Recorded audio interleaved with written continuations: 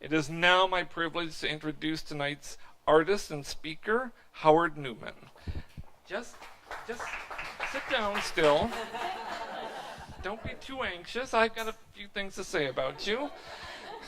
Boy, he is like, Mr. Newman has had an interesting life and career trajectory. Born in New Jersey, educated in Ohio, and trained for the Peace Corps in Puerto Rico, where he and his wife, Mary, learned Spanish fluently and survival training. I find that really fascinating. So do we. I'm sure you did, and maybe it came in use, too. In 1961, Howard was awarded a Fulbright scholarship to Italy, where he and Mary lived in Impruneta, and years later they returned to Italy and lived in Pietrasanta. He has worked in many different mediums, from metals to stone to alabaster. His sculpture, according to his entry in Wikipedia, is recognized for its mechanical, geometric shapes, reminiscent of Futurism, with elements of 20th century surrealism. It's a nice capture. You may know his work. Two of his pieces grace the front lawns of the Newport Art Museum. So, Howard Newman is truly a Renaissance man, a painter, sculptor, art restorer, and inventor. And it is my distinct pleasure to present to you Howard Newman.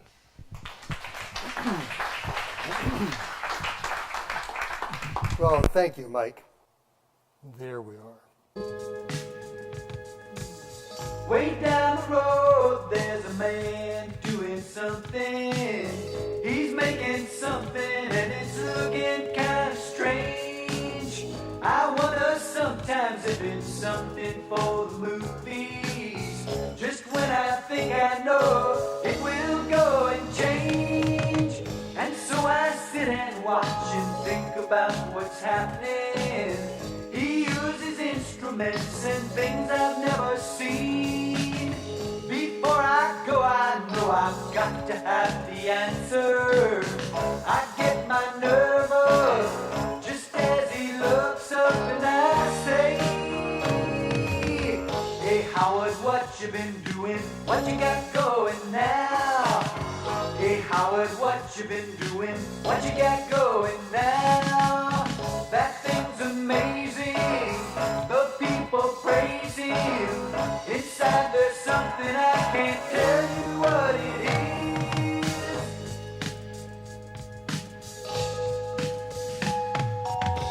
My friends all say that he's an artist with his sculpture. To me it's magic that he shapes out of his hands. I sit and watch for hours as he chips and chisels. I want to ask him, I've got to ask him, and when I do, this is what I say. Hey Howard, what you been doing? What you got going now? Hey Howard, what you been doing? What you got going now? He sometimes helps me, but never tells me. He lets me figure it out, decide for myself. Way down the road, there's a man doing something. Hey Howard, what you been doing? Way down the road, there's a man doing something. Hey Howard, what you been doing? Way down the road, there's a man doing something. Hey Howard, what you been doing? Well, that was done by Bill Thomas, who wrote for Captain Kangaroo back in the 80s. As you can see from the hair, it was a while ago. Now, I'm going to briefly show you a few of my works and want to leave as much time as possible for us to discuss what of all of this interests you most. First of all, to give you some things to hang on to and look at, I'm going to pass around some of these objects. There's nothing like real solid things here. Just pass these around. I'll tell you what they are as things go along, okay? One of the things Linda asked me to do, he said, rather than just having it be showing what I did, was we've done a lot of things in our lives. And I guess after a while I came to understand that this is, a lot of people don't do a lot of different things like this. So I thought I'd give you a track through, as briefly as possible, through what we've done for our lives and the decisions we've made. And whatever sticks in your mind, wait till the end so I can do all this and then we can talk about this. But what you're seeing here is when I was at RISD, I call myself independently unemployable. I'm really not capable of working for anybody. I remember when I was a kid, looking at the New York Times employment page, and it just was like, it didn't make any sense. Why would anybody do this? But of course I came from a father who started off as a machinist and wound up working for the National Bank of Paris, so I have kind of a family culture about this. So when we were ending my work at RISD, I realized I had to do something to make a living. Now, a lot of you, I can see by the color of your hair and your age that this is not unfamiliar to you this time. This was back around 1970. And so what I did was I made a series of belt buckles, which is this thing. This was one of them. These were made out of pewter. This was another one. And that was another one.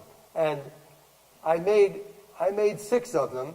And working out of our place in Bristol, we used what was then existed in Providence as the metal jewelry business. And we would take our models and we'd have them made at John Christensen's casting place. And then he would pick them up or we'd pick them up. We'd bring them up to Federal Hill to a guy who polished them. And then we'd take them to another guy who soldered the backs on them. And this was a thing we did. And we sold them by, this is way before the internet, as we all know, so that in order to find a market, what I had to do was go to the local library to the old worn out sets of yellow pages. And I would go and look around and see places that were leather shops. Remember those days? And we found them all over the country, so we'd offer them for 6 of these for $49, and they could COD, and they could send them back if they didn't like them. And everybody said, sure. So we sold these things, and for 6 years we made a living doing that. Then another thing we did was we started, because that kind of ended when I started making bronze sculpture. I'm a kind of person who can only concentrate on one thing at a time. And we stopped doing that, and we started doing other things. But at a certain point, I realized I had to make other things to make a living. And so I designed a set of candlesticks. These are, you can see by their scale with the candles, they're about that big. And we made these and had them produced by a guy who was a spinner.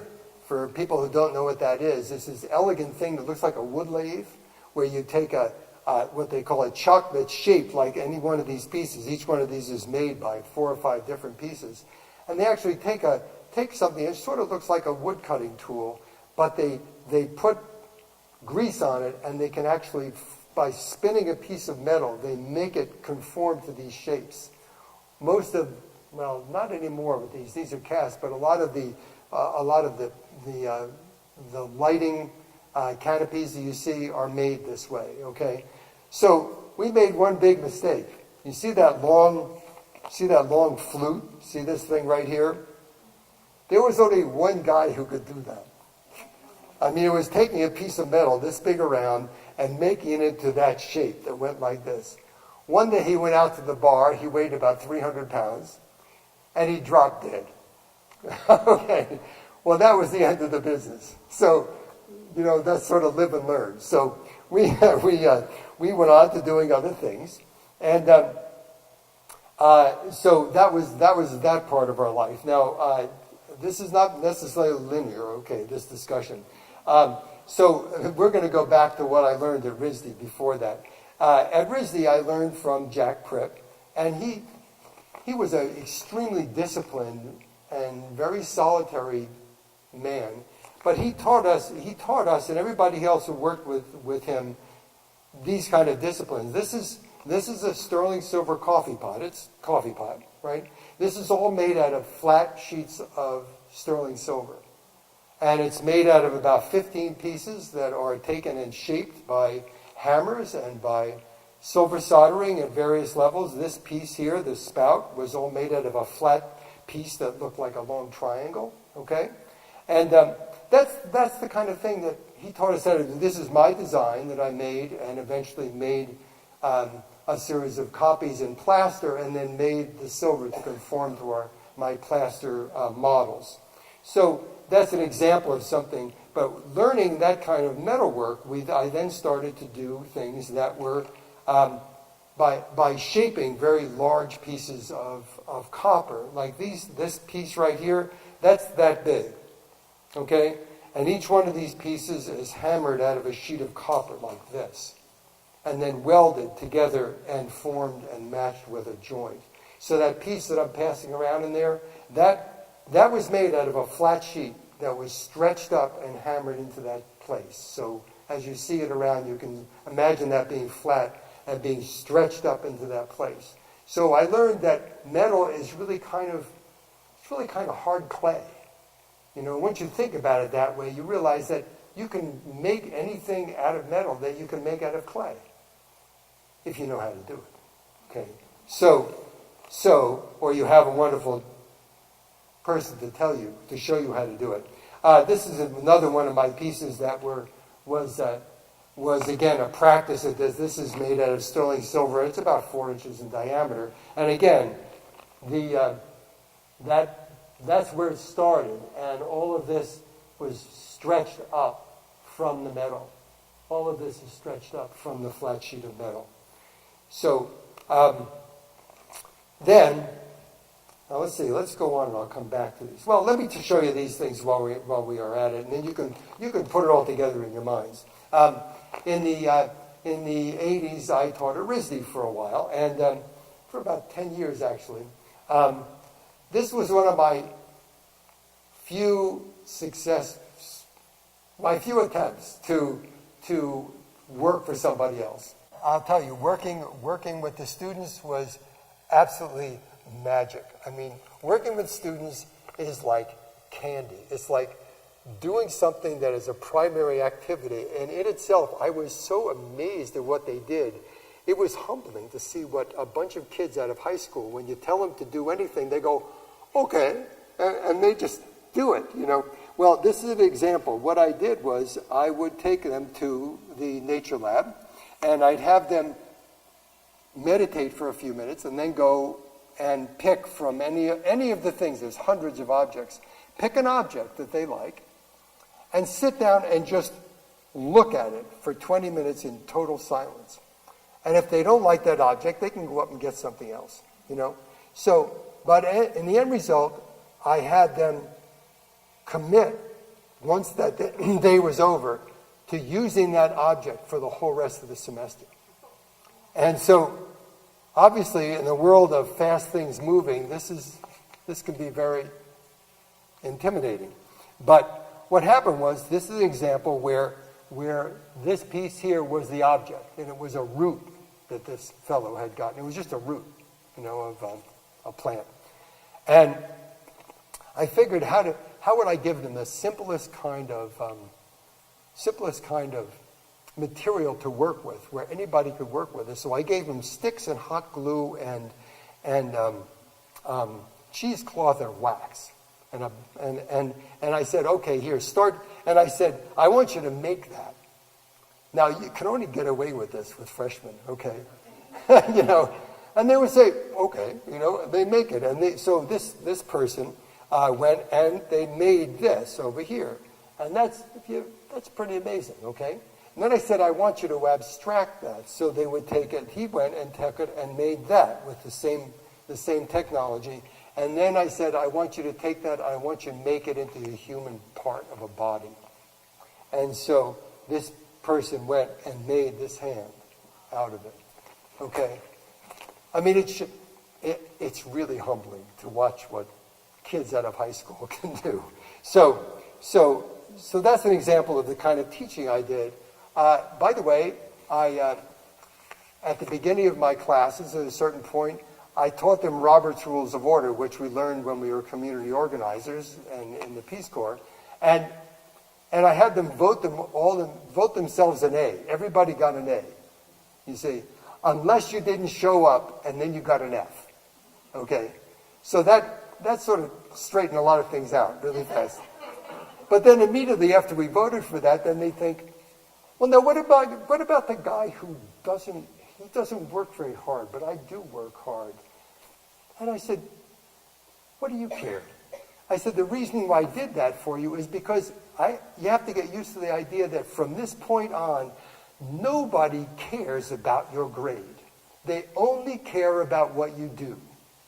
And if you don't do anything, they don't care. They just don't care. So it's up to you. Here's time to make something, make something. So, and I said, by the way, there's 15 of us in the class. If one doesn't demand from me, instead of you having 1/15 of my time, you have 1/14 of my time. And good for you. Right? So we got that straightened out. And by the way, the other thing I did was the whole business of critiques is a big different deal in school. I made no critiques. Everything was personal. We'd set everybody up at what I call dinner tables, and 4 people would sit there, and we'd talk. And there would be one kid I remember a kid who came from Japan who, maybe he knew what a screwdriver was, And a girl who I said, what's this? He said, well, that's a milling machine. What's that? That's a miller. That does that. And she knew everything. Her father was a RISD professor in industrial design. Why should those people be contending with one another and comparing one another? And I said, no, I'll treat each one of them and take them where they are and go from there to someplace else. So that was the way I approached it. And I will tell you that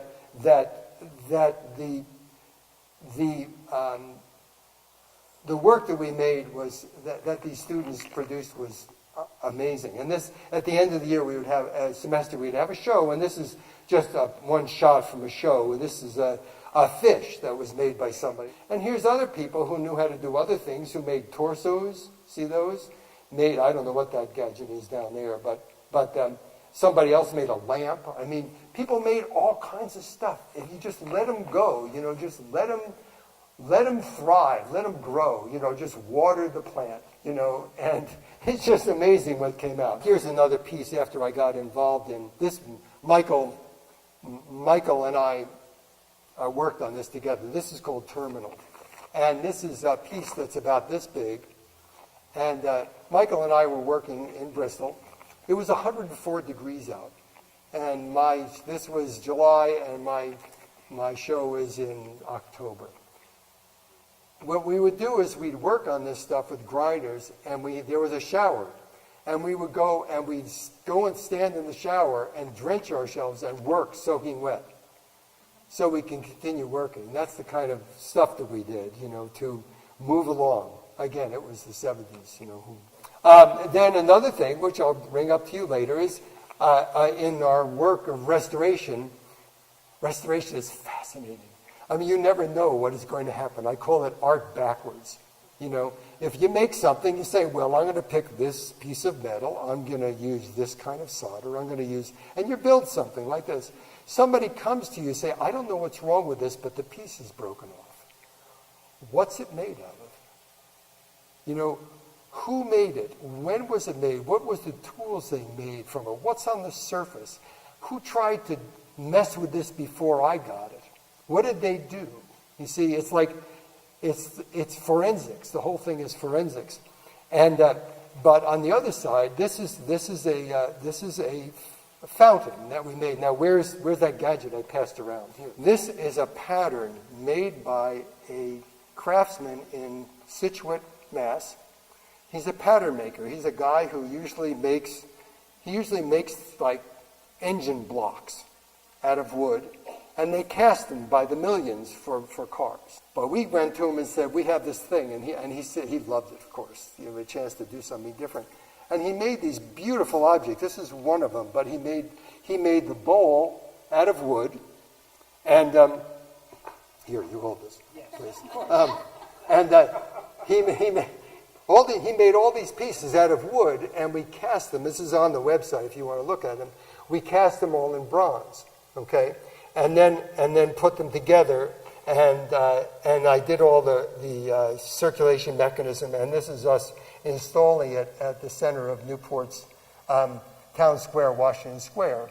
Now, another piece of what I do is I mentioned community, and everybody can say that, but after we got back from Italy in '85, and I had time, because you can imagine we've tried to make a graph of our business. It doesn't make a graph, you know. Somewhere around 1994 and 95, there was this big quiet period. We would check the line on the telephone to see whether it was connected, you know. And I decided that the center of the town should really be like a piazza. And that here it was, this 3-lane highway, cars coming through at 40 miles an hour. So I went to the water department, got an engineering design of the square, and redesigned it with the premise that every square foot of this place belonged to a mother, a father, a baby carriage, and a grandma with a cane, and a grandpa with a cane. And everything else, for a car or anything, they had to justify every square foot that got given to them. Well, I made a drawing about this, and I published it in our local newspapers.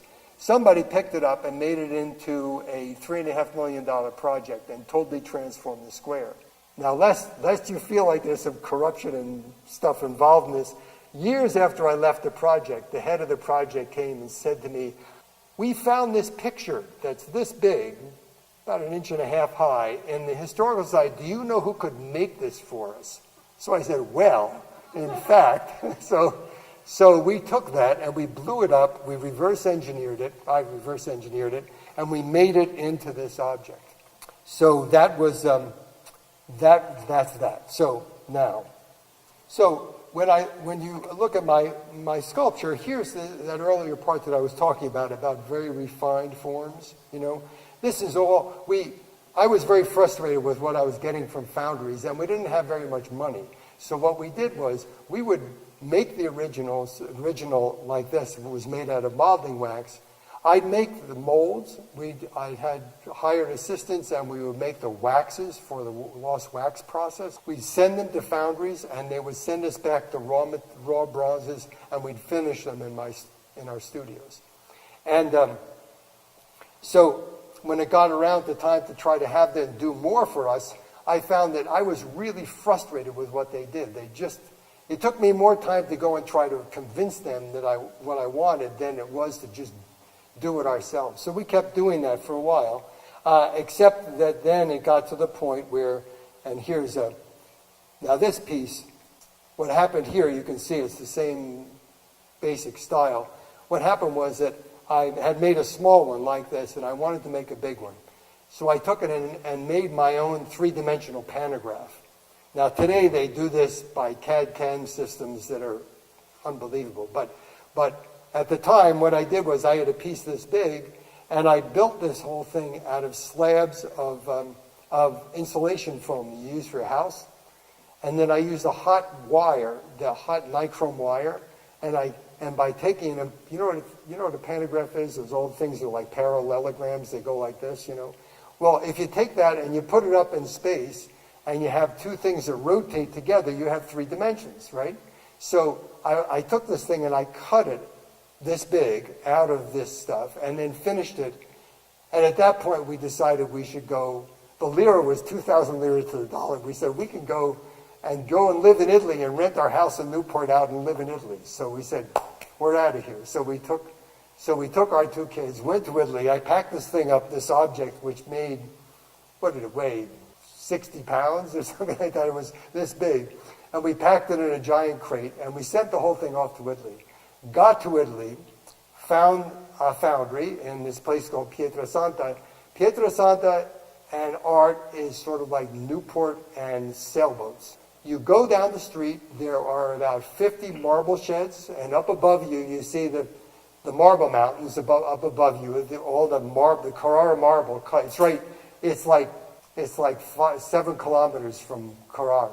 Okay, it's where the artists that we talk about Carrara, that's where they really live. There was this place, there was marble everywhere. There were people from all over the world cutting marble. But because the marble was there, the foundries were there, and there were 7 foundries in a place the size of Newport. I went around and gave them all, actually, that little piece that's that I brought over there. I took the waxes from Newport and packed them up, and I went around and I gave one to everybody in the place, to each one of the 7 foundries, just to see how they really made stuff, you know. And there was obviously one that just was off the charts. And I worked, they said, oh, just come in and just work. We'll give you a place you could work. You know, this is the way it works in Italy, you know. You don't say, and we will charge you for this, and you have to have insurance, and you have to, this is how much, vieni, va bene, vada, lavorare, you know. So we did that. So I worked and worked and worked and worked, and produced 6 large pieces. And this is one of them. We brought it back to the United States. The bronze weighed about 1,000 pounds. It was a little different than shipping it over. And that actually is now owned by the Newport Art Museum, a wonderful benefactor. Oh, she's not so wonderful, but she's a benefactor. She bought it from me and then donated to the museum, that piece. Then, as I said, I went on to do more expressive pieces, and again, at the same time in Italy, I made that. And this piece, again, you can see, I say this is sort of the other part inside out, you know. That piece, again, weighs about that amount. And that piece is also on the grounds of the Art Museum, but I own it, just to be straight about that. But that really was part of me sort of getting out of myself and coming out from hiding in my own emotional state. And it was I called it Birth Series, this and many, many other pieces that I made, because it was really a sense of opening up as a person. So those are my some of my sculptures. In paintings, I sort of backed into painting. I learned drawing at RISD, and I learned it. It's sort of a funny way. I came in as a summer, I don't know how many of you are familiar with this, but RISD has a summer program for people who have been other places and done other things, have degrees from other places. And it's sort of, we came in, Mary and I were there, and I took the classes, but it was we, all right? And I walked in the front door, and the first person I met was a guy named Tom Benson, who, again, some of you might know from Newport. He's a guy who was about 6'4", and when he walked into your house and made the house look like a dollhouse. And I would sit next to him, and I wasn't aware of it because we had a teacher, and for years I thought the teacher was the greatest teacher in the world. And finally I said that to somebody, who said, "You think he's a good teacher?" You know? And I realized then, I thought about it, I learned my drawing from Tom Benson. That's who I learned from, you know? So, but that was drawing, okay? And then what happened was that when it came to really messing with color, which I was very funny about, I started first going and doing very much drawing type things, you know. And little by little, I started making washes out of acrylics, and then I started adding a little bit of color. And this was like, this first series was like this, okay? So this started to get really a lot more interesting to me, and I'll tell you, if I ever go back to making art, I'll make paintings, you know. And I started to do, again, a lot more expressive things. A lot of them involve images of women, because to this day, and I give credit to my wife for this, women are very mysterious to me, okay?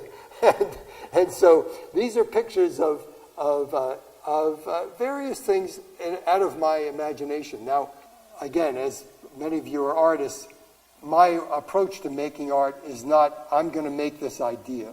I start off with a blank piece of paper or a blank something, and I just start doing this.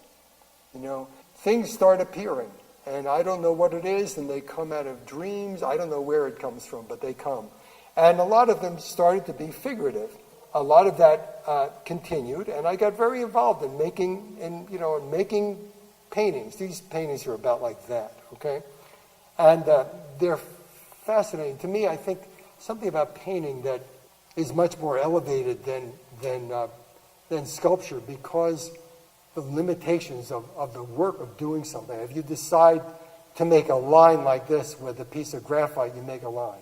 If you make a line like that in a piece of bronze, it's a different discussion. Okay, so anyway, that's paintings. Okay, so now let's move on to what happened was I went through this time, and we sold during the time I was in New York. We sold and made over 250 bronzes of all sizes from here to there. It was great, but you know, things come and things go. And this wonderful man who was our dealer, who was something else to deal with, as you can imagine, well, he died. Okay, he started waning in his years. He finally died, and it was really over. He was a unique person, and there was nobody else that I could go to that even understood the work that I could find. So Mary and I had 2 kids that were in high school, and we said we have to figure out how to make a living. So I put my anthropology skills and all this other stuff that I had done together, and we started doing this restoration work. And I will tell you, I have never looked back. This stuff is the most fascinating stuff I have ever done. I mean, a lot of my work is problem solving. I think that people say to me, don't you want to go back to making art? And I say, well, art is really a subset of problem solving. You know, what's your problem? I set a problem. I want to express an idea, and I need to do it how? And this in bronze, it's in painting, whatever. So after that's done, you go, well, I want to solve another problem. I want to figure out how things work and what makes them work, and when they break down, there's this chaotic system. What makes the chaotic system operate, and how do you work with it? And that became our restoration business. So we did one of the jobs. We've done many, many small things. There's a lot of things on our website. You can go look on it. But the most challenging thing we ever did, we did in the 2008. This piece is in the church at the Portsmouth Abbey down the road. Have any of you ever seen that piece? You've seen it? Yeah. You have, okay. That piece, we got called by the Abbey. That piece, although that's sort of a thing that you see there, those are wires. Here we go again. I'll see about this. This is a piece that's made out of 22,000 feet of gold-plated wire, sewn into the walls through 16th-inch holes, each one taken and sewn like this. Some of them 60 feet up in the air in the ceiling of the nave. Okay, and what I did was I said it's a piece of jewelry. What? Come on, you know, it's a piece of jewelry. The only issue is scale, you know. So I figured out it was made out of these flat triangular systems. Like if you look, you see their triangles. See that? So we figured out how to take them down.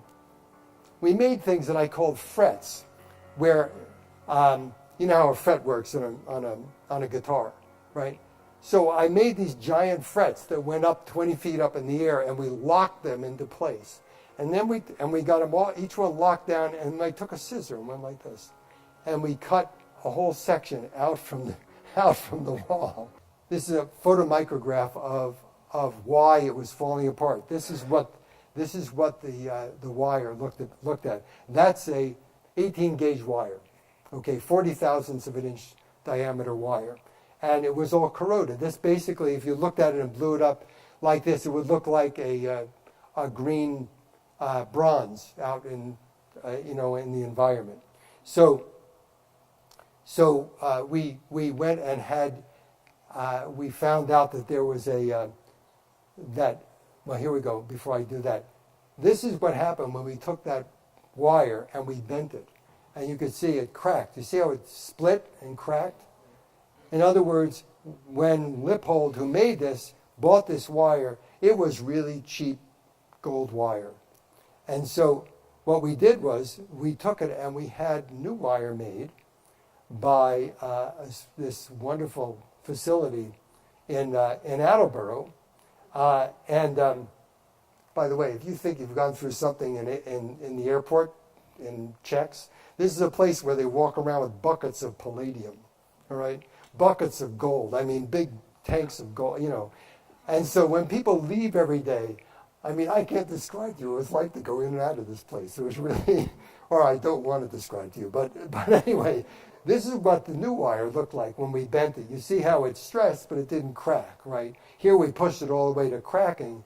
We made the inside out of silver and nickel, and the outside was 18 karat gold. Here's a picture of us in the church. Those scaffolds are things that Boeing uses to build its aircraft. And you could take one of these down. You see how it's already down. See these outriggers to keep you from falling over. See those? And we could take one of these down, bring them over some other place underneath the arrays, and build them up to that high in 45 minutes. It was really good. So we did that, and what we did was we took that and this is this is what it looked like in there when they're restoring the whole building. The problem was they couldn't restore the building without taking out the wires. And so that's what it looked like from the inside of the building with the scaffolding of the construction company. And so you can see why I put an Escher drawing in there with it, because that's what it felt like, you know. And here's one of our wonderful assistants who was helping us. There was in the church, there was me and Mary and 3 other women.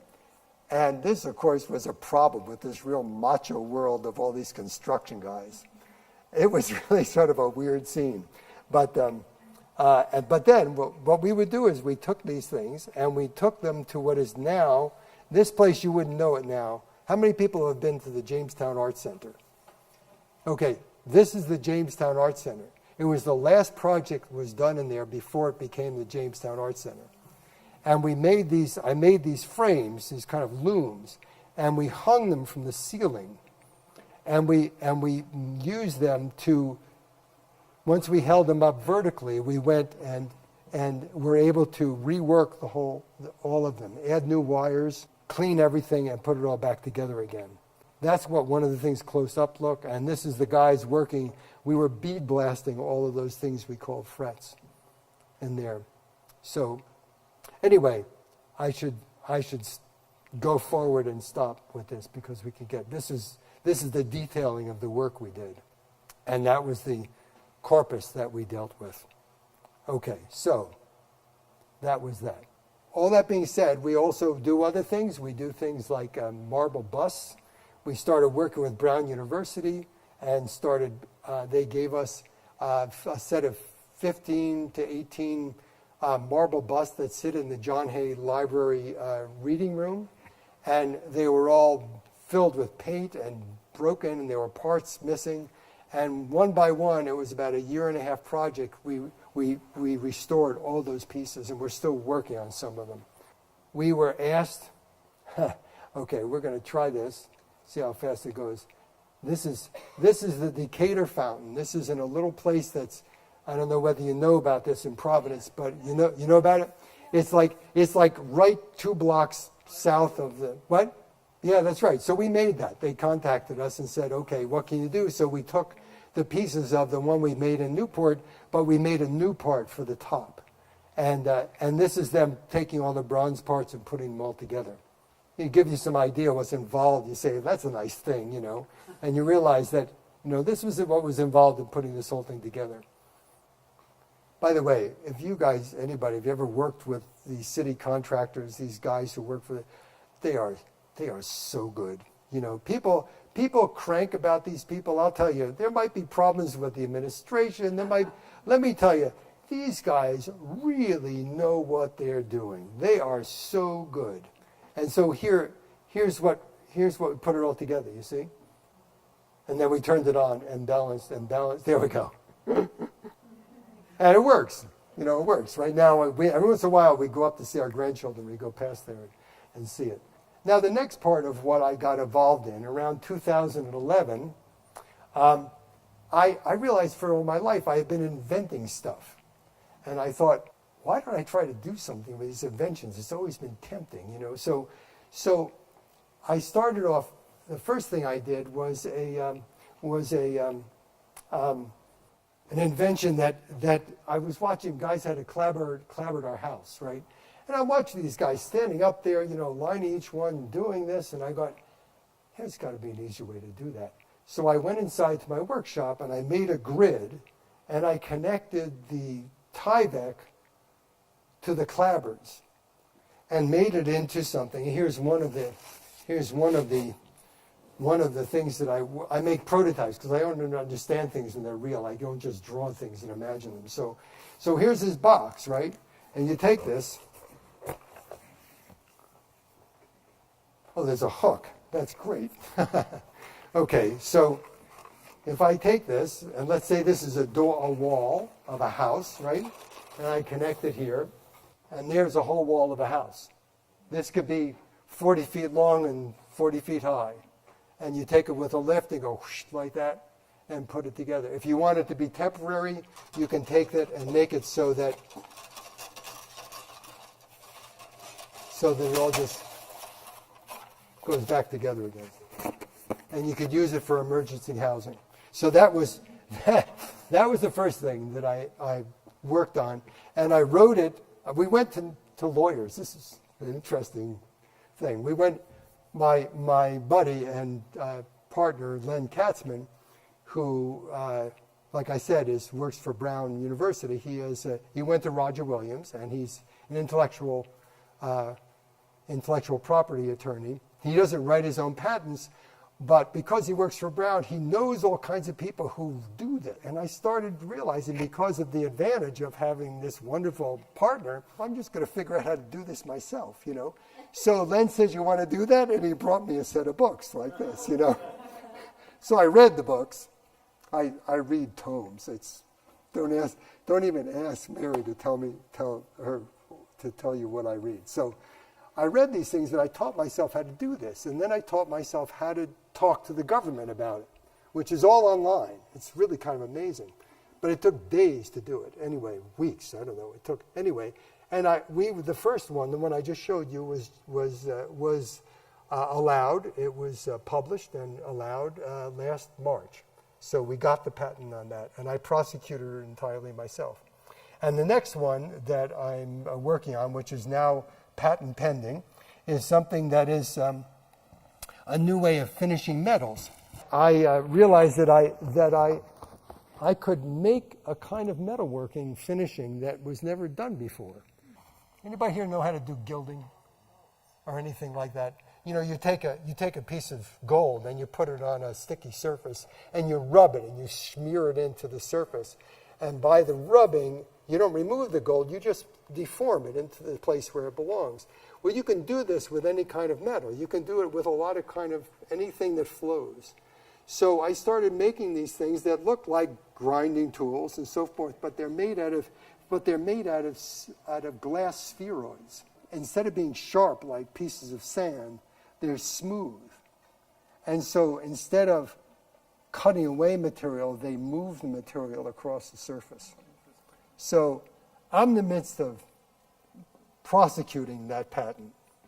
And I'm talking to my examiner, who's giving me the argument she needs to give me, and little by little we're getting there. And it's fascinating to know. But anyway, so that's where we are. Right now, besides doing that, there are months to go between. Then I get a thing in the mail that says, no, this is all wrong. And this doesn't work, and you have to do this. And so that's where we are with that. Pardon me? What kind of material do you move with these things? Well, certainly metals. Anything that flows. Yeah, as a matter of fact, this started because we did a restoration job that was for the Pequot Library in Southport, Connecticut, and they had us restore the entire. You know those old stacks with the glass floors, with those places. Well, they're gorgeous, and director, who happened to be a friend of ours, asked us if we could restore it, and we did. And part of it was these beautiful end caps that are made out of cast iron that is copper plated. So we had to finish these things, and I thought, I don't know how thick that copper plate is, and I don't know whether I'm going to go through it, and it's kind of a bad practice to remove anything you don't have to remove. So I thought, why don't I burnish it? And I started it with a burnishing tool, like this, but I had 50 of them. They were 6 feet tall. And I thought, no, this is not going to work. So I started inventing these tools that were based on this principle. And little by little, that expanded into, I've made maybe 50 of these tools. And so it worked on that job, and then I've started using it in my workshop, and it's for fine finishing. It's only for fine finishing. For fine finishing, I would say it's replaced 60 to 80% of my grinding away things to polish them. So, okay, so that's it. So let's see. Can we turn on the lights more generally so I can see everybody in the back? Thank you. What it is it's slow. It's not fast. And that's one of the interesting things. Instead of standing in front of a polishing wheel that's rotating at 3,600 RPM, it's, Michael, I told him about you, Michael. You weren't here. You're famous. You're sort of innocent. So what happens is rather than having something running at 3,600 RPM, it's running at 200, 300 RPM. It's a totally different kind of thing.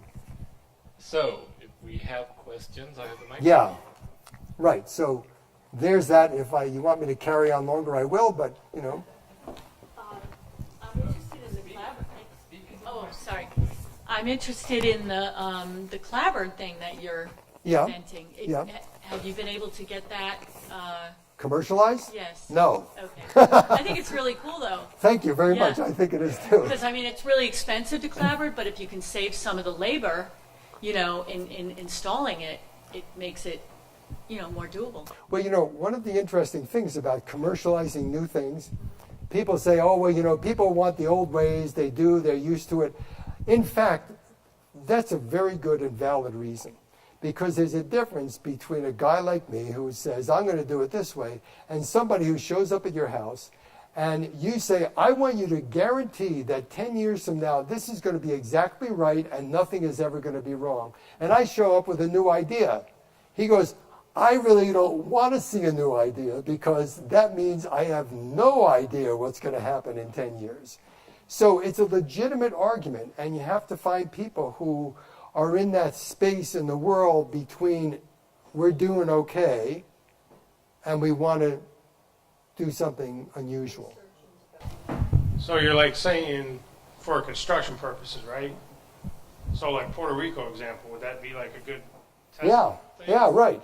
I mean, one of the things that I'd like to do about this is to make it so that, I don't know whether any of you have seen the new Elon Musk's solar shingles that look like slate roofs. I keep on writing to them, they don't write back.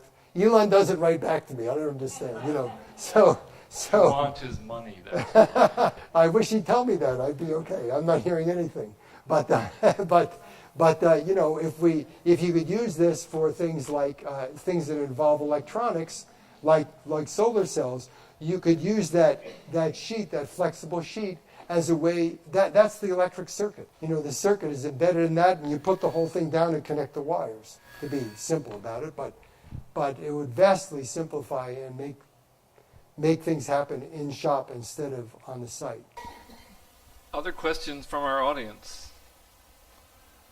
So Howard was telling me earlier about his years of finding a galleryist in New York. Would you like to share your schlepping story? Oh my God.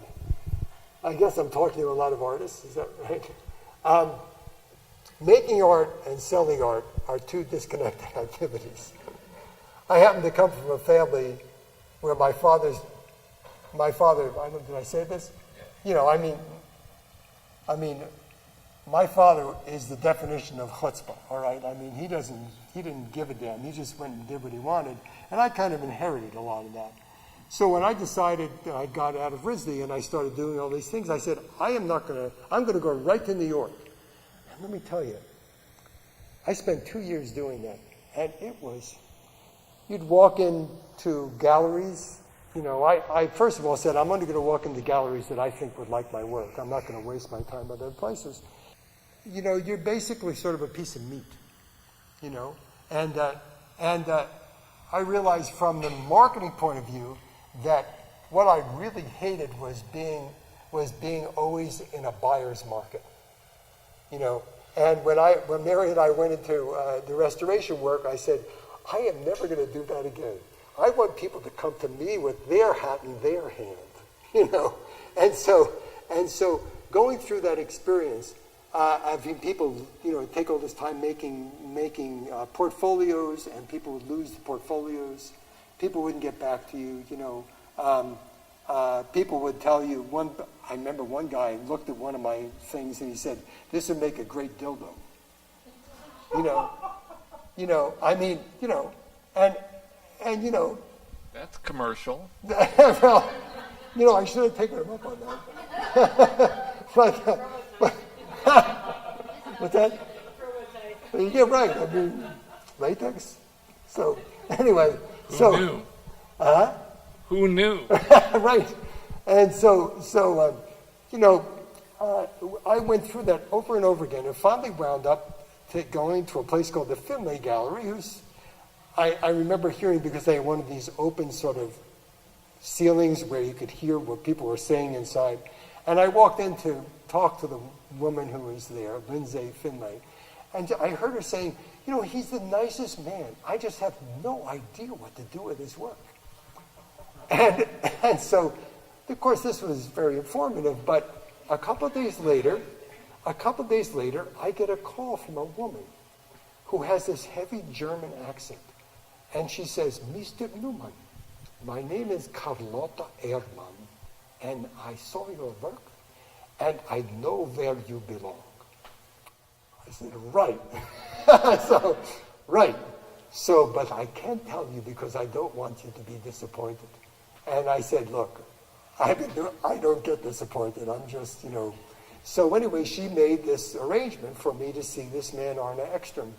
And he ran a gallery. Does anybody know where the Gagosian Gallery is on Fifth Avenue? That was the space. Except they ripped it out. It looks like a totally different space now. But I went in and looked at this man. I'm really, as Mary knows, I'm a person who, fear is not part of what I do.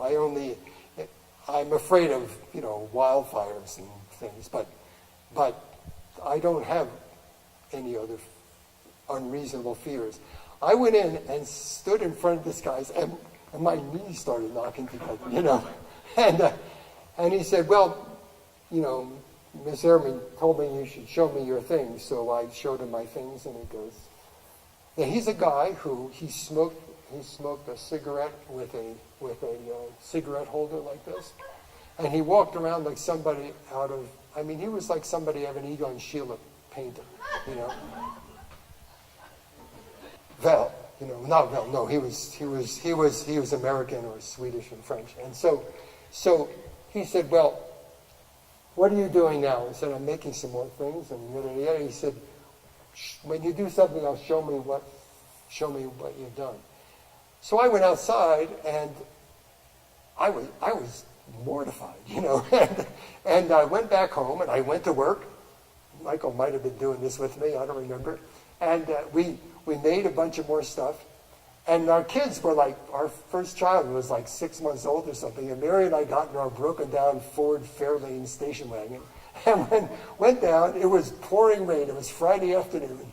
And I went to another person I met who had a gallery in Provincetown, another German woman, and she a German Jewish woman, and she said, you know, you need to go talk to Ivan Karp. Now, Ivan Karp was the owner of the O.K. Harris Gallery, which was a very, very well-known. I haven't been in this business for so long, I don't know what people know and what exists anymore. But Ivan Karp was the guy who started off in the rag trade, okay? And he was one of my tribe, and he was a very straight guy, you know. And so I called him up, and the person who answered the phone says, wait a minute. He says, Ivan, somebody wants to come and see you with some work. Send him over. So I went over, and I put these boxes down, and I showed him. He says, you know, that's uptown work. He said, this was down in Soho. He said, that's uptown work. He said, I can't sell that around here. He says, nice work, but and I said, well, how much do you think it should sell for? He goes, something like that for you getting started, $750. So I said, thanks very much. That gave me an important piece of information. I said, so how should I contact these people? He goes, walk in with the box. They're all sitting there on their hands. They don't know what to do. They'll be curious what's in the box. So I went outside, and Mary's with our Joshua, our 6-month-old child. And this was when there were corner telephones, right, and telephone boxes. And I said, Mary, I'm going to go back and visit that guy. He's littler than me. What the hell could he do to me, you know? So I called up and, of course, get the secretary, and she says, who? And I go, well, Mr. Eckstrom asked me to call him up. So I said, okay, come on, you can come up. So we drive up to 724 Fifth Avenue, double park in the rain where Mary's got the car and the baby, and I take these boxes and I go inside. It's 3 o'clock in the afternoon on Friday.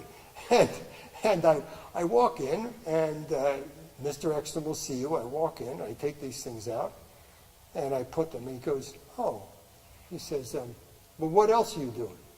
And I immediately knew this was a program he had, you know, so I told him, and he said, well, come back and see me when you're doing something else. And the first time, he made me stand there in front of his desk while he sat, and I really resented that. And I remembered Charlie Chaplin in The Great Dictator, where he sits on the guy's desk, and on Hitler's desk, and I said, and my brother-in-law, Mary's brother, who's a wonderful, wonderful artist, said, the only thing these people understand is arrogance. You know, it's the only thing they understand. So I'm there, and this guy tells me this, and I sit down at his desk, and I go like this, and I look down, and I say, you know, Mr. Eckstrom, it's 3 o'clock in the afternoon on Friday. I have my wife and my 6-month-old child sitting out in the rain, double parked. And you know what? I decided I'm going to be in a gallery in New York before I leave this afternoon. And he looked at me, he picked up the telephone, and he said, Dorothy, would you write Howard Newman a check for $750? And so then I pack everything up, and we're walking out this long, and he says, he looks up to me, because he was about that high. He looks up to me, he says, well, how do you like that? And I looked at him like this, and I said, well, I think that's very nice. You know, a week later, after he took that, he called me up and ordered the entire edition. I delivered him another piece, he sold that, and he sold the entire edition. We had a show, we had 6 pieces, and he sold every one of the editions of 6, of all of the 6, in 6 weeks, along with all the drawings on the walls. And we did that 6 times. It was amazing. And then this was I didn't know from finances at the time, but around 1979-80 there was a recession, and what happened was, the thing that led up to the recession was that the real estate prices were going up and up and up, and he said, I can't stay here anymore, and he bought a building over on First Avenue and 75th Street, and then the whole market collapsed. And he was there alone, and nobody ever else moved up there. We had one more show there, and then he retired. And then this was such a piece of my head that I had to, that's what Mary and I said, look, I've got to get this out of my head. I've got to do something that is, and then we decided to go to Italy for a year. So there. Thank you. Anyway.